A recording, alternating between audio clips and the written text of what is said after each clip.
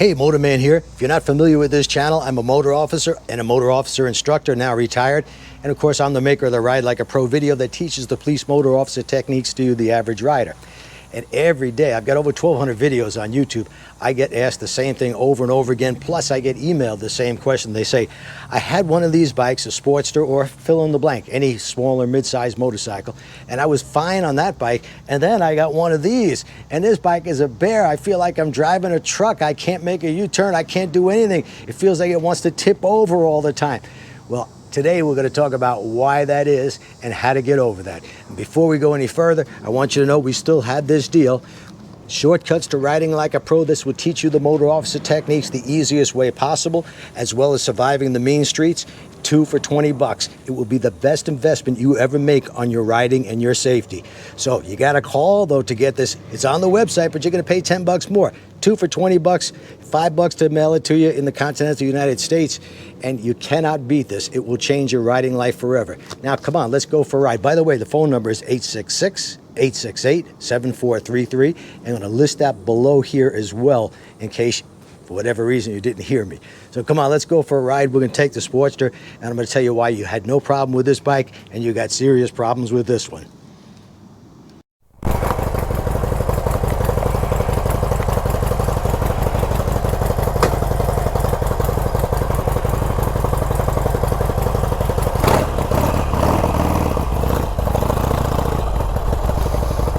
Okay, we're on the Sportster, and I'm going to make a right-hand turn out of the driveway here. I turn my head and eyes, I look to the right. That's where the bike goes. I don't have to go out into the middle of the road across the imaginary double yellow line. Same thing here. I'm at a stop sign. I check for traffic. I turn my head as far to the right as possible, and I don't go anywhere near the center of the road.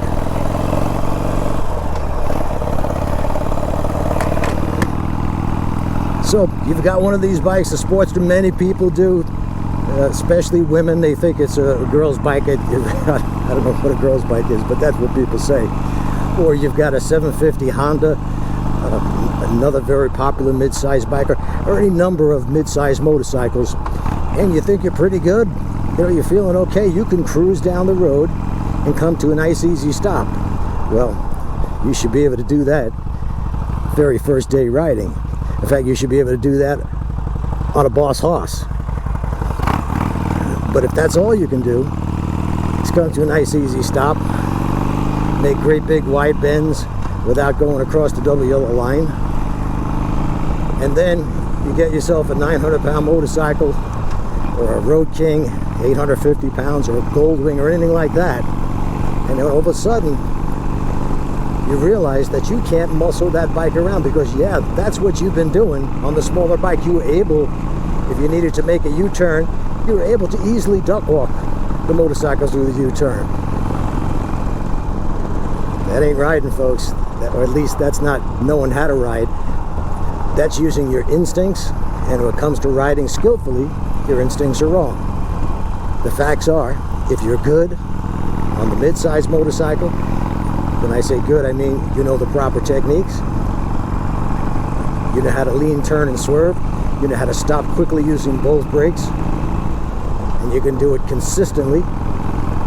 Then if you buy that 900-pound motorcycle, with an hour's practice in a parking lot, you should be able to do the exact same thing on that big, heavy motorcycle, because the weight means nothing once you're moving. Yeah, I'll tell you a little secret. Any of the Harley touring motorcycles handle better than this Sportster. But when I mean better, they are much more nimble, mainly because they've got a much greater lean angle. This bike, this is a Sportster Low, it has a 24-degree lean angle. That's virtually nothing. That's hardly a lean at all. I mean, it does lean, but not very far before you hear the peg scraping on the right side. If you lean too far, you're going to hear the muffler scraping.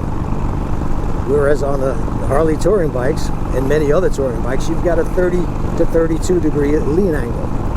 That makes for a much more nimble motorcycle, but only if you know how to take advantage of that lean angle. And how do you take advantage of it? Well, first you got to learn how to use the friction zone, how to coordinate that clutch and throttle. Remember, the friction zone is the area of clutch travel between completely open and completely closed. At low speeds, you want to stay in that gray area and feed a little throttle, so you're slipping the clutch. In addition, you could put a little bit of pressure on the rear brake. That will help you. That's just a little helper to help you at low speeds to keep the motorcycle steady. And you learn to turn your head and eyes and look only where you want the motorcycle to go. If you master those techniques on this bike or any mid-size or small motorcycle, believe me, it's only going to take you an hour or so on the big bike to get used to it and get the feel of it, and to be able to do the same thing and even more, because they are more maneuverable than this bike due to that lean angle, or the lack of the lean angle on this bike. I'm not lying to you. I'm talking to you straight. By the way, I forgot to give my my usual warning that there might be some humor in this video. So if you're one of the persons that's perpetually offended by something, or is looking for something to be offended by, this might not be the video for you. Because I'm gonna talk straight to you. I want the truth. You can't handle the truth. I'm going to tell you the truth. That's the way it is. If you suck on your Sportster, don't get a big bike, because you're going to suck much worse. And the reason is because you haven't mastered the techniques yet, and mastering those techniques become even more important the heavier the motorcycle. Bigger, longer, heavier motorcycle, it tends to intimidate people. The fact is, once the bike is moving, it is virtually weightless. All you got to do is turn your head and eyes, use that friction zone, put a little pressure on the rear brake until you get really good at the friction zone, at which time, sometimes within 2 hours, you can eliminate using that rear brake. That'll save wear and tear on the brake and the clutch as well.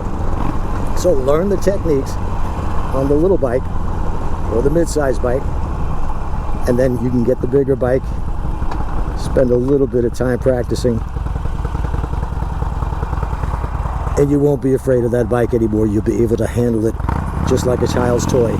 And as I've said a million times, and as I've demonstrated with my wife, who's a tiny little thing, 5'2" and under 130 pounds, and she handles that bike, that very bike I showed you at the opening of this video, with the ease of a child's toy. She'll run circles around most so-called experienced riders who are really only experienced at riding straight on down the road, making great big wide turns once in a while, and coming to an easy stop.